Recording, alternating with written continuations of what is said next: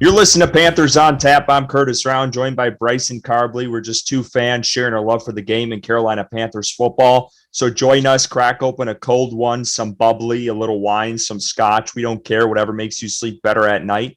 Before we dive into the episode, a little self-promotion. Stop what you're doing. Go give us a follow on Twitter at Panthers on Tap. Join the discussion on our Facebook group. We have over 2,500 members. You can listen to us wherever you get your podcast. Just search Panthers on Tap. After several weeks off, we are finally back. We took a little vacation these last couple of weeks, coming to you on May 29th. I just turned 30. Bryson, you got a birthday coming up. How you doing tonight? I'm good. It's good to be back. It was nice to take a little break, but unfortunately, still extremely busy with work in between the our time off from the podcast. But it's nice to get back on here and talk a little Panthers stuff to hopefully hold us over. I think today I saw it's 100 days till the NFL kickoff, so 100 days to go, which is going to probably be the longest 100 days of the year, and we'll hopefully continue putting out some content for you guys to get you through that. Yeah, I feel like it'll come up quick though. I mean, the summer there's a lot going on, vacations and such, so that should hopefully get us through and speed this up. But yeah, I mean, I'm excited. Panthers, if you haven't heard, they're in OTAs right now. They still got a couple days more of practice. I think a couple this week and then a couple next week before they hit summer break and then they'll come back for training camp. But before we get up to all that, I just want to thank everyone. We finally have hit 500 subscribers on YouTube. Don't want to toot our home, but we just appreciate your guys' support. We finally made it there. We have picked a jersey winner that should be arriving with, I would think, in the next a week or so to our winner. We announced that on Twitter, so we do appreciate everyone's support and keep following us, keep subscribing because we always do giveaways. And no matter what, if you're subscribed or following us, you will be entered. So we do appreciate that support. And if you don't subscribe and you're listening to us for the first time, hit that button right now as we're talking. So we do appreciate it. But let's get into it because we have not touched on the schedule at all. I know a lot of others have put it out there and have talked about it, but this is our first time kind of delving into it. So let's go through the games that were released. And we've all heard by now, Panthers have not gotten a primetime game. I'm not too sour about it. They sucked, and they don't deserve a primetime game, if you ask me. So they'll earn it back, and hopefully they get some as they start to win football games again. But let's go through it. Bryson, here's the schedule. I'll just rip through them real quick. At Saints versus the Chargers, at Raiders versus the Bengals, at Bears versus the Falcons, at Commanders, at Broncos versus the Saints.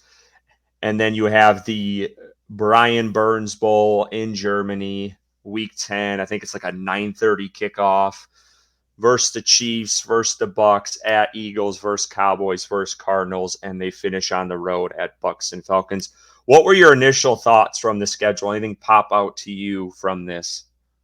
Well, I mean, we've known for a while we're going to be playing the Bears. I think that game is probably one of the biggest ones that sticks out just based off of the little rivalry we have going on, I guess on Twitter at least, between that fan base and the Bryce Young trade and, back and forth, whether he's a good player or not. So I think that game's going to be very exciting to watch, and hopefully Bryce Young puts on a show and makes Bears fans a little regretful. Not selecting him in that pick that they had, number one overall. Obviously, you mentioned the Giants game, playing Brian Burns. Not looking forward to that one. I feel like he's going to have a really good game. He's playing with a lot of, or I guess you could say a chip on his shoulder. Carolina not giving him that contract and, him wanting to prove them wrong. So that one in particular. And then obviously you got Patrick Mahomes coming to Bank of America Stadium. Might not be a great game to go and watch because probably won't be very close, but it'll be cool to, I guess, see Patrick Mahomes in person and see the Super Bowl winners come to Bank of America Stadium. Yeah, I got the Chiefs one circled. That is one I want to see Patrick Mahomes in person play football. I mean, that's the reality of it. I do want to see him, and who knows? You never know any given Sunday type mentality. No, they're going to get their ass kicked. Let's be real here. And um, I've looked at those tickets. I don't know if you've seen them, but they're pretty high for that Chiefs game right now. They're at like 230 a ticket, and that's Yeah. like my section. So up in the 500. So that's one. Um, if I had to pick any to go to this year, that would be one I'd really like to see. And I'm glad it isn't honestly the game in Germany, because I was worried that's what was going to happen. So we'll see if we can make it to that one. But yeah, that one was an interesting one for me. The Commanders also, I mean, that's like the Washington Panthers at this point with all the players that have left and Yeah. gone there. So that one will be interesting with Frankie Louvu and Jeremy Chin. There might be another guy that's on that team as well. But that's one that I thought of. The Bears one, you say the Twitter rivalry. There's some rivalry there with Bryce Young. I don't know if you saw the video of him watching that schedule release with the top staff members and Dan Morgan, Canales, and he had a little head nod, like, okay, let's go type Yeah. mentality. So there's some added I don't know what you want to call it, to that game for Bryce Young. So I'm intrigued by that game. And obviously, I hate the Bears and what that rivalry has created literally over since the trades have happened. And everyone really on the planet dogging us for that trade. So that'll be a good one. But I don't know about you, but I think it's going to be a tough year. I know people. I know I said I wouldn't do predictions, and I probably won't, but I think, if Panthers can double or triple their win total from last year, I chalk that up to a successful season because we're going to be able to see improvement. I am nowhere near ready to say this team is ready to compete for the division or the playoffs at this point, because I think they were at basically a total reset besides, you know, choosing a GM who was already within the staff. But besides that, I mean, you traded arguably one of your best players in Brian Burns, kind of wiped the slate clean with a lot of guys on defense, um, and then brought in a whole new offensive staff. So we'll see. I think it's going to be tough. I mean, I feel like the front end of the schedule, you want to say, seems easier because you have a lot of rookie quarterbacks that they're going to be facing, but that's really tough to say too, because you see what CJ Stroud did last year. So can a team replicate that? But you have Chicago coming in with Caleb Williams. You have the Commanders coming in with Jaden Daniels, and then you also have Bo Nix with the Broncos. So those are three rookie QBs they're going to face within the first 8 weeks of the year. And then obviously you look at the back half and it looks, I mean, just based off of last year, which I hate doing as well, but Chiefs coming off a Super Bowl, the Eagles a playoff team, the Cowboys a playoff team in the NFC. So those are going to be tough games. And then 2 divisional games on the road, I think, is going to be tough too at the end. Yeah, I agree. I'm not as low, I would say, as you are going into the season. I think I have a little bit more optimism, just based off of probably my own detriment. But I think this team's going to be competitive in almost every game that they play. I don't think it's going to be close to what we saw last year. Does that result in a lot more wins? I don't think so, but I think the team overall is just going to be in a much better spot with the coaching staff and some of the additions they've made overall. So, and hopefully that growth that we see from Bryce Young in year 2, being behind a better offensive line and having better weapons around him. So I think there will be more wins than last season. I'm very confident in saying that, but I just don't know how much more at this point. Yeah, I was a little annoyed that they gave the Panthers first home game against the Chargers. Like, I wish it would have been a different one to pick, because you got Jim Harbaugh coming in. Yeah. His return to the NFL. That team just seems stacked across the board. I mean, they did lose a ton of weapons, I guess. So there's going to be a little revamped offense for them, but they still have Justin Herbert. They still have pieces on defense. So that one I think is a really tough game, but it's also a far travel too for LA. So that could factor in.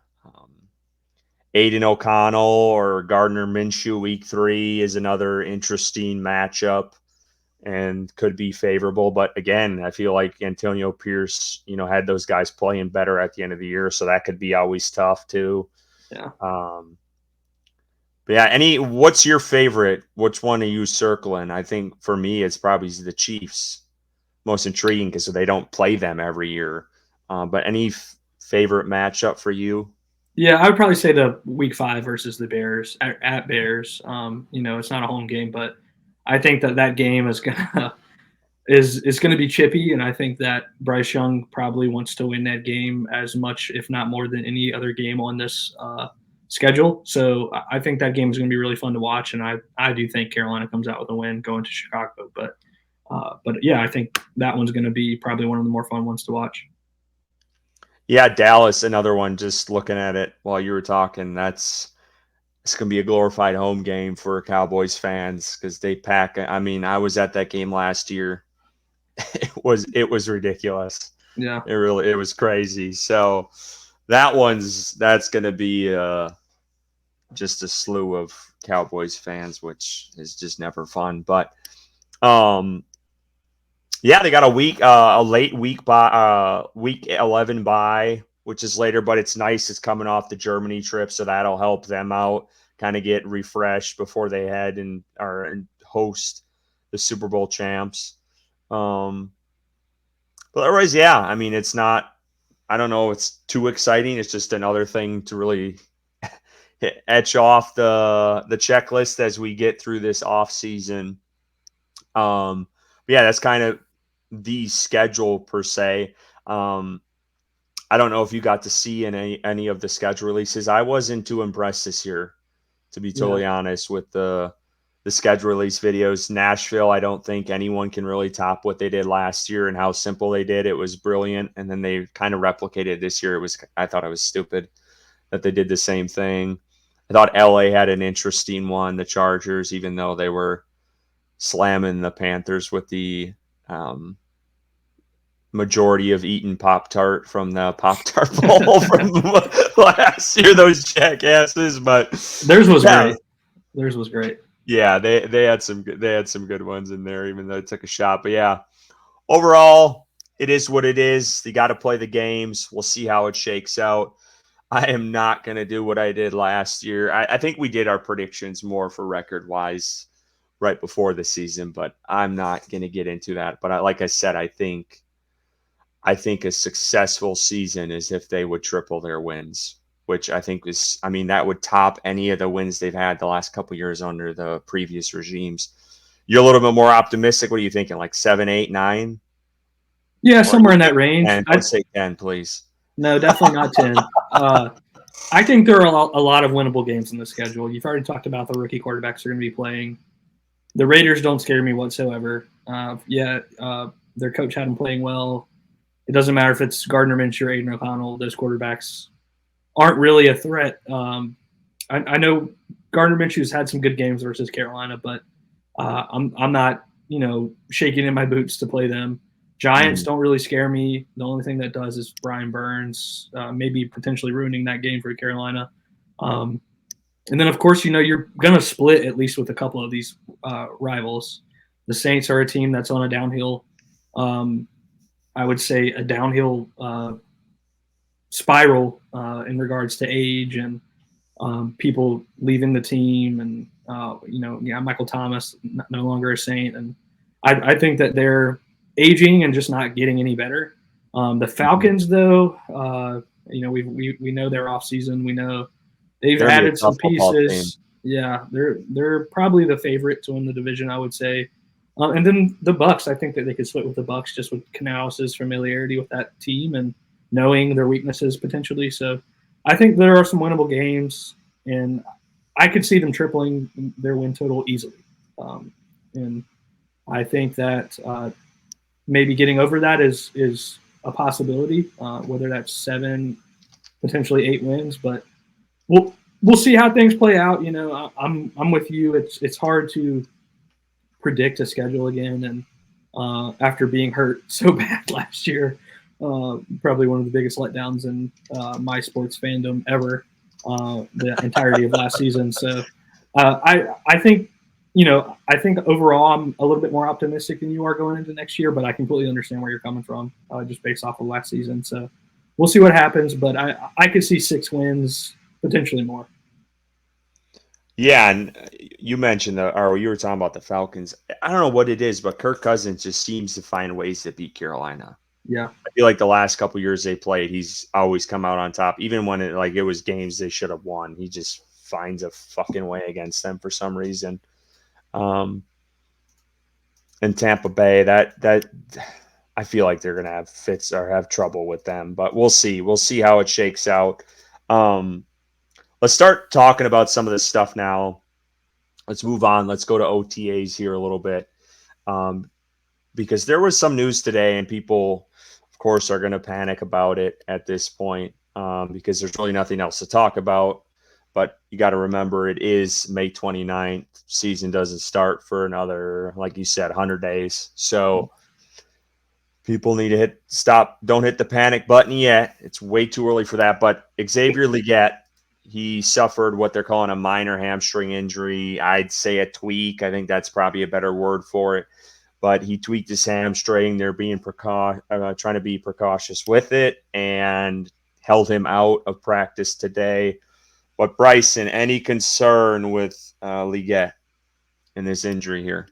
I mean, no, at this point in the off season, I don't think that it's a major concern. We've seen all of his workout videos come out recently.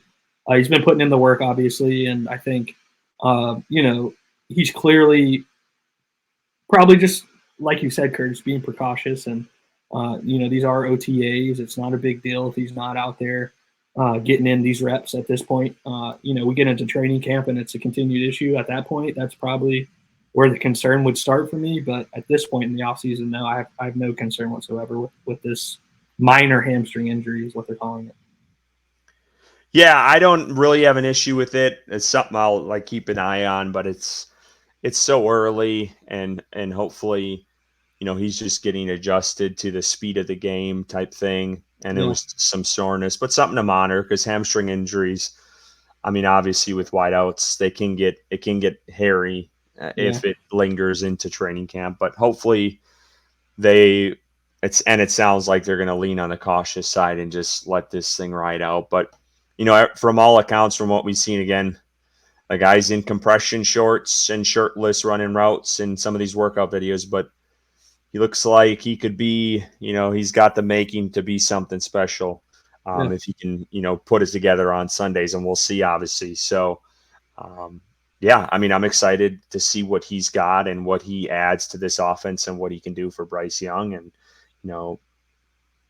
I'm glad that Mingo's the 4 at this point, and that's not a bad thing to have a room that's got more talent than what they had last year, because we know how abysmal that was watching, no knock to him, but Thielen hitting up to 1,000 yards and just being force fed the whole season. So yeah, I'm excited. I'm excited to see what Canales can do with that room. So but definitely wanted to mention that because I know there's going to be people that panic about it, but I'm just going to just let the cards fall where they fall and just take it as they come, and we'll see what happens. And let's wait till training camp before we start worrying too much. But kind of on that note, are we going to worry too much about Steady Eddie? So Eddie Pinheiro is still a no-show. And along with Clowney at OTAs, we were talking before we got on, Clowney not surprising as much. But Bryson, I know we've been supporters of Eddie from really the beginning. What are your thoughts on him? Do you care that he's not showing up? Do you care if they don't? I think he's got a year left on his deal. Do you care that he's not there? And do you care if he's not on this team come regular season? Yes. I do care that he's not there. I think we have all witnessed some of his deficiencies. He gets paid millions of dollars to kick a football, and he has been consistent for the most part, but he has had some gruesome misses, I would say. Really struggles from 50 yards and out. And you got the undrafted rookie kicker, Mavis is his name. The thicker kicker uh, who's out there hasn't missed a kick yet. Throughout all that's been reported in OTA. So yeah, I mean it's concerning, and from what Canales has said in his pressers or lack thereof, it definitely sounds like there's probably some concern as well for them. And I don't know if there's something behind the scenes going on where they've told Eddie that his services are no longer needed or what's going on. But when you have an undrafted rookie who's in camp, making everything, and you're on vacation posting videos on Instagram, I think that shows a lot about either they've had conversations about what his position with the team looks like, or his lack of determination to get better as a kicker overall. So um, I wouldn't care if he's not on the team anymore. I mean, I've tried to support him. We've talked to him. When he's running out of the tunnel and at training camps and stuff, he's a super nice dude, and I've supported him. But it kind of, I don't know. It's just concerning that he's not there, and it's concerning that he's not putting in the work with the team. He may be kicking on vacation. I don't know, but not being around the team and not getting that work in around the new coaching staff and his new teammates. There's a lot of new teammates on this team, so it's definitely some concern. I think with the undrafted rookie continuing to show out, I would say his job's at risk, major risk at this point. Yeah, I mean, it's not a good look for him, obviously. I'm not too concerned yet because I thought I saw somewhere or heard that he has been working out with his brother. I don't know what that looks like. And obviously, I think it's probably a good thing to have a relationship with a new coach. Yeah. Especially with all the turmoil this team has had over these last couple of years. But I think, this guy you talked about, thicker kicker, that's what I'm calling him. He's kicked well. Canales said today he has missed a couple kicks. The media hasn't been there when he's missed them, so that's why it's never been reported yet. But it sounds like he has missed a couple. But from all accounts, the guy has hit a lot and he can hit from deep. Now, my biggest concern with it all is, if this guy can, beat out Eddie in a competition, great. I'm cool with it. My concern is the Joey Sly of like 5-6 years ago, where he was the guy they brought in, had a strong ass leg. I remember pulling for him. I named my fantasy team jokingly after him one year. I remember. And because the guy could kick 50 plus 60-yard field goals, but when he missed one or two, it was all downhill after that. So like, if this guy can be consistent and still get you that, that 60-yarder, because I don't think Eddie has the leg for that. I think he can get you in the mid 50s, if that, like on a good day when conditions are great. And if, they can get it out of, thicker kicker and make it, and he's, I'm just going to keep calling him that. That's his name. But if you can get it to the 40 and this guy can kick you a bomb and win you the game, it's great. So I don't know. I'd rather just let, if Eddie comes during training camp, let's see what the competition is. And whoever wins it out gets it type thing. I feel like Carolina's gotten pretty lucky these last couple of years with bringing in guys either late and trying to think some of the guys before. I think Matthew Wright he had some decent kicking there for a bit. And there was some other guys before Eddie. It was Zane Gonzalez. So like Carolina's had a pretty good track record of finding that, late in the training camp through a battle or an injury and making it work. So we'll see. I do think the position's important, especially with this team and how young they are, and them trying to grow from the bottom up. They're going to need the kicker to make the field goals that when they get in scoring position. Yeah. So I do think it's important, but I'm all for the competition. I think it brings out everyone, and let this young guy, he's getting a lot of reps, which is good. And then I think Eddie will probably come in at training camp, and then we'll see who wins the job from there.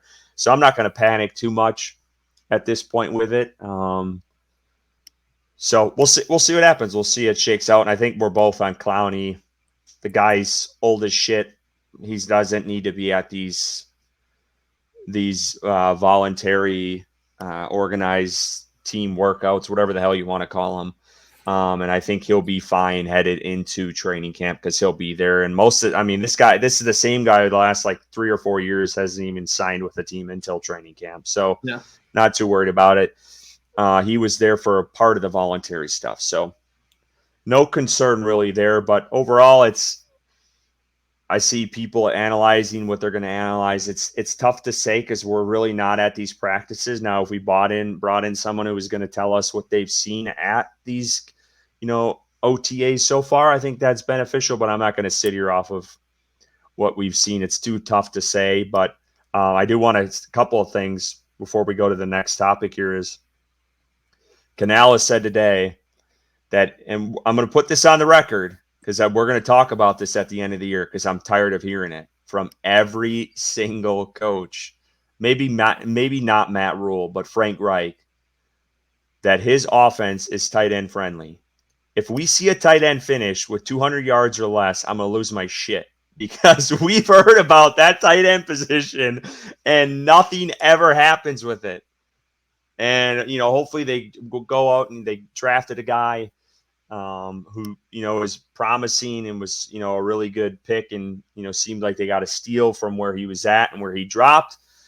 But that position needs to step it up, and I hope it happens this year because we've heard it year after year after year and have not had a tight end since Greg Olsen. So, but Canales kind of went into it today and said that they don't overly use their tight ends a lot to I forgot the exact word now, but I think it was like impact blocks or something with blocking where, they're going to spread these guys out. They're going to use them in different ways. They don't need some, this big ass like Darnell Washington type, tight end.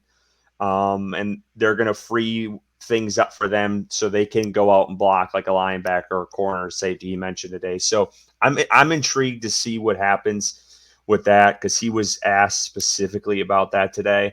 And then one other thing was the tackle position and why they think, Icky's going to have success this year. And he said tackles will thrive in his offense, I think is basically what he said. Yeah. And that they're going to run the ball, which is friendly for tackles. They're going to play action off of that, which is friendly for tackles because you start off in a run block.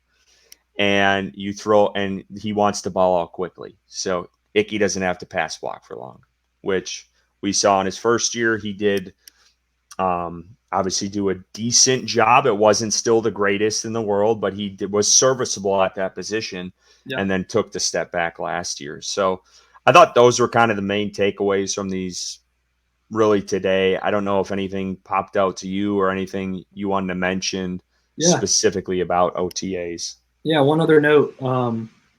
Your boy Ian Thomas has been the highlight of OTAs. Apparently, he's showing out. Keyword OTAs. Keyword. He's been the diamond of OTAs, man. Is this the year of Ian Thomas? No, this is the year he's cut. No, I don't think.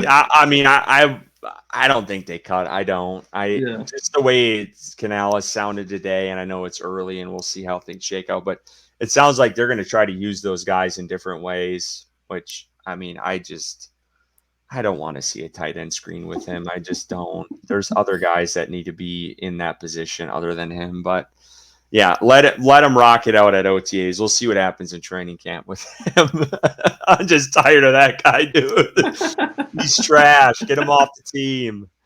But let's talk. Well, speaking of players on the roster, let's talk about it. Perfect segue to our next segment. I think Jared put this out on Twitter. Top 5 players on the roster. And I was like, okay, this is interesting. It's the offseason. Let's have some fun with this. So right now in their current, and I told Bryson this before the show, the player at their current rating, whatever you want to, what they are at currently, not their overall career, how they are today. Based off of that, what are your top 5 players on the roster right now? Yeah. Do you want to go back and forth? 1-1, 2-2, 3-2? Yeah, let's do Okay. that. All right. I'll go first. My number one, I think it's pretty clear cut. Derek Brown. I think that he's top 3 defensive tackle in the league. Has the ability to be the best in the NFL. Pro Bowler. Broke the record for tackles this past season. Got paid. I think he's just at an extremely high level. The most talented player on this team at his position. So I think he's the number one. And you see that like with the draft content. It's Bryce Young and Derek Brown that were when they were doing the schedule release, like in the Mhm. videos. They know Bryce Young's the most important player on the team, but Derek Brown's the best player on the team, and I think that that's pretty clear cut. Yeah, I got DB for the same number of reasons. Top 3 probably at his position, top 5 at the very least. Yeah, And guy was a menace last year and had his best year and got the contract he deserved, and the tackles speak for itself. He's their best player and most impactful one for sure. All right, 2, I'll start. It's your buddy. When he's healthy, he's a top corner in this league, and that's J.C. Horn. I think he's an outstanding player when on the field, and he's healthy right now, so I'm going to go with him at number 2. I think he's a shutdown corner. He creates plays, he creates turnovers, and he will shut down your number 1 wide receiver. And he does excellent work. It's just his biggest question mark has always been his health, and let's hope and pray to the heavens this year that he stays healthy, because that cornerback room could get slim yeah, behind him. But yeah, I definitely think he's the number 2 player on this team. yeah. I agree. I have J.C. Horn at 2 as well. I think, like you mentioned, as long as he's healthy and on the field, he's one of the most talented corners in the NFL, and we have yet to see a full season of J.C. Horn, and I'm excited to hopefully see that this year. Malcolm Wood, because I think that he would get the recognition that he deserves. He's got everything you want in a corner: size, speed, strength. Doesn't really struggle in one particular area. Uh, when he's on the field, he takes away half one side of the field, covering that wide receiver. So yeah, when he's healthy and on the field, he is the second best player on this roster. Well, and he's humble too. Like, that position sometimes can get, I don't know if diva is the right word for it, but Yeah, and I don't know, maybe he's running his mouth on the field. He could be. I don't know if that's part of his game or not, but it just seems seatbelt. like he's very humble once, just in general, when he's in the locker room, after practice, like just anywhere. He just seems like a humble dude. But all right, hopefully we shake things up here. What do you got at 3? I don't know. We might. I have the new addition to the team at What the wide receiver, hell? Deontay Oh, Johnson. okay. You have, okay. All right. Yeah, yeah, Deontay Johnson. At wide receiver, this is we've all heard it this whole entire offseason. One of the best separators in the NFL. Super talented wide receiver. Struggled with drops early in his career. Got kind of a stigma around him that he drops balls, but he has significantly improved in his past 2 seasons with his catch rate. I think he's actually one of the lowest over the past 2 seasons as far as a drop rate.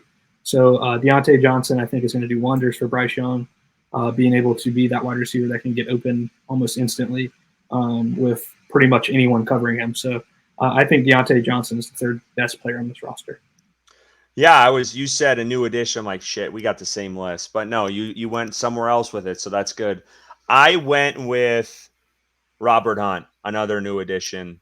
Um, he was on the top of available guards on majority of NFL ranking lists. And that's not why I put him there, but I do think from what I've seen and what I did when I was looking at free agents, I think he's a hell of a player and is exactly what this team needs. And I think he's going to be one of the top guards in this league for this style of offense. And he's just massive and big, and he's going to help Icky out, and he's going to help Bryce Young out greatly in what this team needs. So I think wholeheartedly, I'm a little bit, I don't know if less high on him, but I don't know. I just think Johnson still has a lot to prove. Deontay Johnson, that is. I do think he's one hell of a route runner, but I just think at the guard position, Robert Hunt is in that top 10 range of players for his role. I don't know how I'd rank him if I had to go down the list, but I feel like he's near the top of that tier. So I would go with Hunt at 3, and then I'll go to 4, and then you can bounce back. I'm staying with the line. I think Taylor Moton, he's a guy that we talked about. One thing that everyone mentions when you talk about Moton is consistency. I know sometimes right tackle isn't thought of as is important on the offensive line, but that guy has been steady ever since he's been here, and I still think he's a top player at that position for this team. But yeah, I would go with Moton, I think, at 4 for me. All right, at 4, I had Robert Hunt. So I agree with everything you said. I do believe he's probably a top 10 guard in this league. I think when I was doing my list, I probably most impactful maybe, and I think Deontay Johnson is obviously going to be someone that we see a lot more making plays than Robert Hunt on being on the offensive line. But Robert Hunt is probably the better player overall than Deontay Johnson if you're just looking at positional ratings. But Robert Hunt, probably the best addition this offseason. The top guard in free agency, like you mentioned. I think he's going to be spectacular in Carolina. What's your 5th? My 5th is somebody you're not going to agree with. It is one of my personal favorites, and Don't say definitely. What'd you say? I said, don't say Ian Thomas. No. It's going to be controversial because I can definitely see like a player like Taylor Moton being easily rated over him, but it's just my personal favorite. I've bought into it. Josie Jewell. Josie Jewell. You are all you push all them chips in the table for that guy. Josie Jewell. Hey, I like it. You got to go with your guns. Yeah, absolutely. In 2022, when he was under Evero, career high 128 tackles, 2.5 sacks, 2 interceptions, and 2 forced fumbles. I think this defensive system is absolutely perfect for him. Obviously, he had a career year just a couple years ago under Evero. I think he's going to be the best linebacker on this team. I think he's going to be consistent. He's going to make plays. He's going to be that Frankie Louvu type linebacker who's, just showing up, play in and play out. I think that on my list, my own personal list, he's the 5th best player on this roster. I'll be honest with you. I struggled with this one. I had like 4 or 5 players, and I kept going in and back and forth with them. And it maybe is just because of recency bias and the success he had last year. I finally just said Clowney, and I was like, I don't know how you can not put him on this list. Yeah. But it just might be just his overall product, which we don't want to go off of. So I struggled with this one. I had Clowney up there. I had Xavier Woods. I thought Xavier Woods had a really good year last year. I even had Johnny Hecker. I still think he's one of the top punters in this league. Yeah. But I think Clowney, that's the one I just, after looking at all those guys, I'm like, this is it. I do think Bryce Young is going to be in this conversation after this year. Absolutely. It's something he just has to prove it. And I think he will. I'm not ready to stamp that because he hasn't gotten to that point yet, but that doesn't mean I don't think he's going to. I do. I think he's still going to be a really good QB in this league, and I think he's going to show why the Panthers took him at number 1. So we shall see and see where the cards fall. But I have one more honorable mention because you mentioned. Oh yeah, what's your honorable mention? Another new addition to the team via the draft. I'm very high on him, Jonathan Brooks, the running back. I think he's going to come in if he's healthy.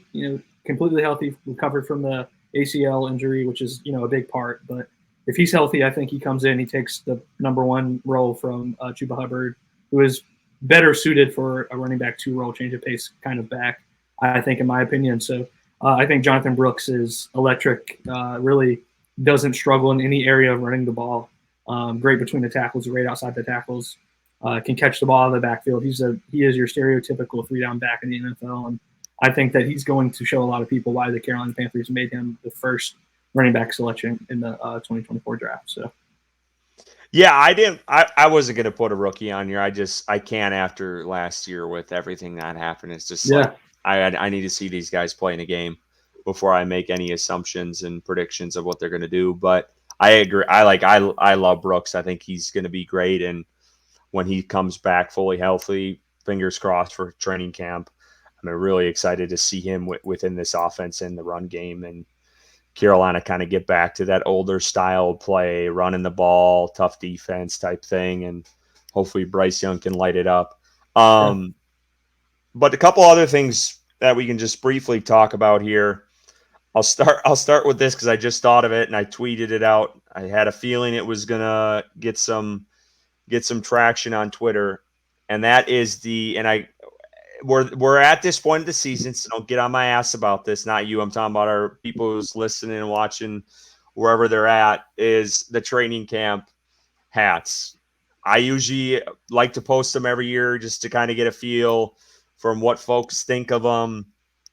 And I got to ask you, what were your thoughts on the 4 hats that came out? Yeah, I'm pulling them up right now. I saw them when you posted them. I'm going to take another look here in a second. I'll go. You go. You can Okay. you analyze them. I thought they were pretty hideous. I did like the bucket hat. That was the one I told my wife. I was like, I could see myself buying this for like the summer beach hat. Yeah. I think it looks clean. The other ones, throw them out the damn door. They're just not. I don't know. They're not for me. I like the bucket hat. The other ones, not so much. I feel like I've seen these hats sitting in the team store already. Like, this is nothing new. The bucket hat is decent, but yeah, I mean, it's not anything to ride home on. These hats are basic white, blue. I wonder who designs them. Is it like someone that's not? It's obviously like it's not someone with the team. So like, I wonder if teams have like a say or anything within like what they're going for. Or they just follow some format of like, we're going primary color and then this color from each team, and this is what it's going to be. Yeah. But yeah, I don't know. I'm a big fan, and I don't think I'm a big fan of the 47 brand hats. I think they put out a great, and I think this is different. I don't think this is the same company. So though I'm always on that website, probably weekly, which is bad, but like I'm always on there looking at like even like baseball hats, and I've looked at college football hats from there. So I'm always trying to stay up to date and see what they got new, because they usually will put out something for football. I think soon. I think it's going to come out soon, because I want to say last year it was like June or July when they came out. I think the one you got that I missed out on that I really liked. Can't remember the one. I think it was like a rope. It had the rope. Yeah. I don't remember, but like a that one material. I feel like you got around like the off-season time too. Yeah. So. But yeah, I thought we'd just discuss it, because I know a lot of people they're like, oh, this looks like the Lions colors and all this other bullshit. So, well, one last thing is the practice. So Panthers practice facility take 2. That's what I'm calling it. And we all know about the Rock Hill debacle. But Charlotte, they released some renderings on what it's going to look like. I don't know about you, but I thought it looked pretty cool. Like I was pretty excited. Like, indoor facility for fans. They're going to have like an upper deck outside from what it looks like. Obviously, none of this has been approved yet. I think it's coming up here this next month in June. They're going to be, city council's going to be, I think, voting on it. But I don't know. I thought it was cool, and it's closer to both of us than what Rock Hill is. I know Rock Hill's great. The history behind that, I get it. I get the disappointment there. But for me and my selfishness, I think it's great that it's closer. So, and it sounds like the Jets are going to be coming there too. I know they announced that today. Canales confirmed, so the Jets are coming back. Aaron Rodgers, we'll see how much. Obviously, he'll, I would think, be involved in practicing, but still coming off of that Achilles injury. I don't know how much he's going to be involved in those, but still cool. I think OTAs and joint practices, I think they bring out the best in teams if you can avoid the fighting. But yeah, and that's a big if. But I think even with that, it still shows the competitiveness and the. Well, yeah, and you're not going against the same guys all the damn time too. Yeah, exactly. And as far as the practice facility, I think it's awesome. I think something that's definitely needed in Carolina. The practice bubble, the going to Wofford and things was awesome. A lot of history there, and it was cool to experience that city, because I would never go really otherwise except for training camp. But yeah, I think building a facility that Carolina is in desperate need of, They've tried before, like you mentioned, didn't work out for whatever reason, and the facility, the renderings look cool. It's not as big as I would hope, but it's a start, and it sounds like they're making their way through. Hopefully, eventually doing some major upgrades to the stadium. I think that I saw one proposal was like over $1 billion upgrade. I saw that too. To the stadium and potentially putting a dome on it. So we'll see what happens. But there are things in the pipe, and the practice facility sounds like it is definitely going to come to fruition, hopefully soon. And yeah, it'll be cool for fans to check it out, and just another thing to get excited about. Yeah, and speaking of, I didn't know if you were like purposely using the pun pipe because they were looking at that pipe foundry to buy. Yeah. You weren't that crafty, I don't think. But that pipe foundry, I saw rumblings, and I just saw this recently that someone actually bought that foundry, and they have no plans of selling it to Tepper. So I know that was a theory, like they buy that and then they build a new stadium there. But then I've seen rumblings, like you mentioned, the $1 billion thing, and they might just upgrade the stadium itself, which I don't hate either. I don't think it's that old of a stadium. Apparently, it's one of the oldest in the NFL. Yeah. I still don't believe that shit. I don't even care if it's in writing on the damn building. Like it does not look like it doesn't look that old. And there's obviously could be upgrades. But what's your thoughts, quick, now that you mentioned it? Dome or no dome? Do you have a preference?